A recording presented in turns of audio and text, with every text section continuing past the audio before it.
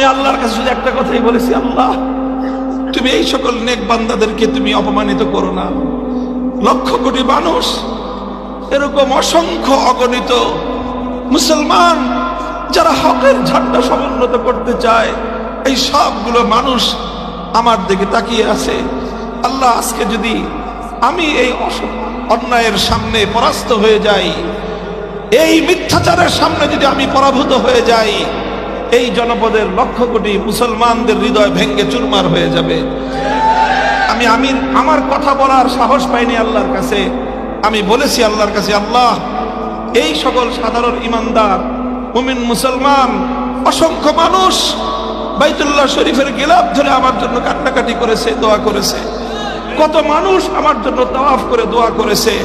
কত হাজার খতম কোরআন আমার জন্য মানুষ তেলাওয়াত করেছে। কত লক্ষ কোটি টাকার সাদাকা মানুষ আমার জন্য দিয়েছে।